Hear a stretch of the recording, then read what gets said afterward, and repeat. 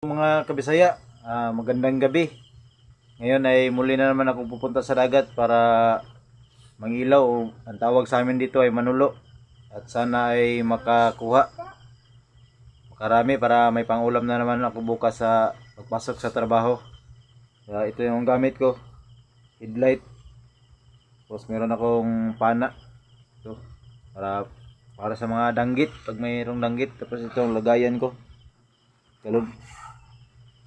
So, magbablog ako mamaya pag uwi. Papakita ko sa inyo kung ano yung aking madadali, yung mahuli nating mga isda o mga lambay. Balikan ko kayo mamaya mga kabisaya pag nandito na ako sa bahay. Hello mga kabisaya, nakauwi na ako ngayon sa ating bahay. At papakita ko sa inyo ang aking mga nahuli ngayon, mga napana sa dagat. Nilubos-lubos na natin yung dagat ngayon kasi malaki yung hibas at bukas ay hindi muna tayo pupunta doon.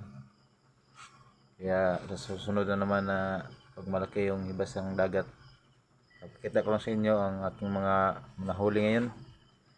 Medyo konti lang pero pasalamatan pa rin natin kasi nabigyan pa rin tayo ng biyaya ng dagat para may pangulam tayo bukas. Pakita ko lang sa inyo mga kabisaya. Bali ito yung ating mga huli ngayon. Ito meron tayong danggit, saka isang danggit lang. Tapos ito may isda isa. At meron tayo pa rin mga lambay. Saka ito, tiki-tiki. Tapos ang maraming huli ko ngayon ay itong salmonitis. Medyo malalaki din yung salmonitis ngayon. Saka ito, hindi ko alam anong pangalan ito.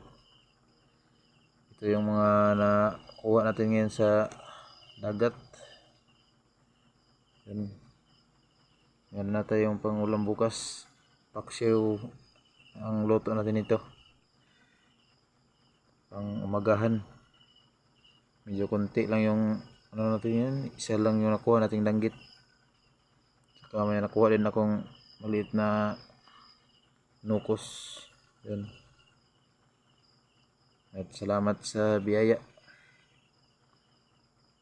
Lulutuin natin to bukas. Bukas ko na rin to lilinisin. Lagyan na natin ng konting asin para hindi masira. So yun na mga kabisaya. Magandang gabi at hanggang sa muling vlog na ulit. Good morning mga kabisaya. Magkain tayo ngayon, almusal. At yung ating huli kagabi ay ginawang tinula. Ito yun ang ating huli. Ulam natin ngayon ng umaga. So, si Dave kumain ng lambay. Kita Dave. Yun, paborito niya yan. Kain pa tayo.